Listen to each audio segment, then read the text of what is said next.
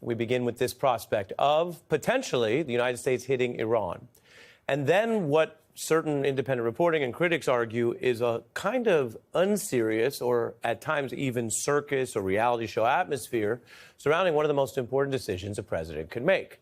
And while Donald Trump has certainly changed the artifice and the traditions of national leadership in the presidency in ways that sometimes his supporters love and ways other people criticize, this is distinct when we talk about whether or not we would strike in that region or do things that make it more likely that we have a U.S.-involved war or regional war.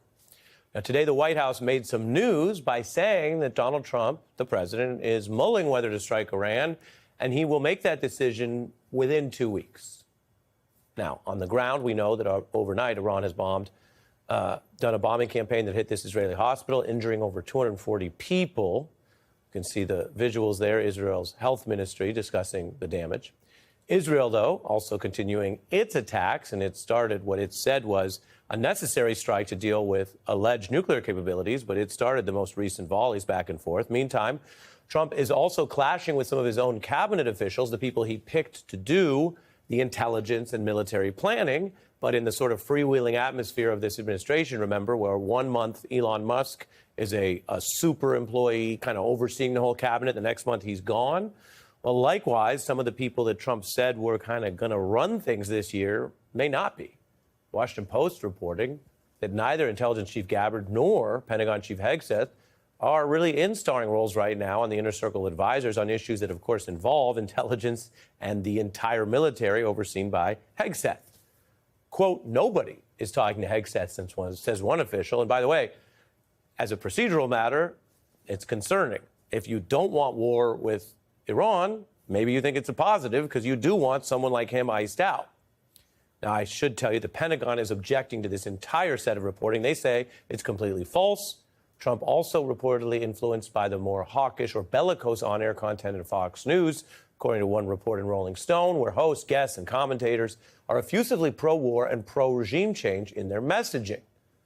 Bigger picture, though, and this has always been an interesting thing, for all of the criticism of Donald Trump's desire to flex with military power, to use the military in the United States, something we've been covering over the last 2 weeks, and generally to play what he calls a kind of tough or macho card, he is someone who, like some of the other more recent figures in the conservative space, like Tucker Carlson, has vocally been opposed to what they view as the Bush-era expansive kind of over-involved role in 2 wars in the Middle East.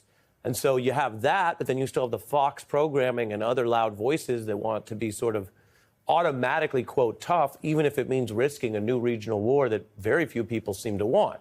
And so what we're witnessing in real time on a big, high-stakes issue is an Iran debate that is roiling MAGA. The Bush-era doctrine of regime change wars in the Middle East is foolish. It's costly. Be all in, President Trump, in helping Israel eliminate the nuclear threat. The same crowd at Fox all weekend has been sounding the war toxins. I'm a warmonger because I think that these 7th century primitive barbarians with 21st century technology should be removed. No, this is not America first. War is not America first. I'm not one that wants to get involved in things. I'm not. But we have no choice. They are our enemy. And so you can see with some of the newer voices how it goes back and forth. And by the way, if you believe in open and free debate, First Amendment rights, some of the things that Donald Trump, when it comes to other stories, is, of course, against, and he's not been supporting everyone's dissent, certainly not in colleges. But if you believe in that kind of thing, it is positive, and shout out to any of the platforms that are supporting a freewheeling open debate. Sometimes in the run-up to military action, let alone war, we haven't had that in this country.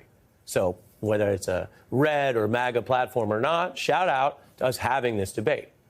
On the other hand, there are critics who say that amidst the debate, Donald Trump isn't being super serious, and that he seems to want to milk the drama of it, to tease, quote unquote, what'll come in the next week or two, which is, of course, not how you really prepare for battle usually, because you don't want to give Iran a heads up if you are going to decide this in 13 days and do something. And some argue it almost has taken on, predictably, an almost reality TV show style approaching war. You don't know that I'm going to even do it. You don't know. I may do it. I may not do it. I have ideas as to what to do. I mean, nobody knows what I'm going to do. The next week is going to be very big. I like to make the final decision 1 second before it's due. Maybe less than a week. Maybe less. I will make my decision whether or not to go within the next 2 weeks. That's a quote directly from the president. The president said, you don't know what he's going to do. Fact check, true. The larger question tonight is, does he know what he's going to do? And who are the serious voices and experts, hopefully helping counsel a decision that will affect all of us? I want to bring in David Rothkopf, who has foreign policy experience, now writes for the Daily Beast. He worked with the Clinton White House. He hosts, Deep State Radio. And we consider you a serious guy, serious person.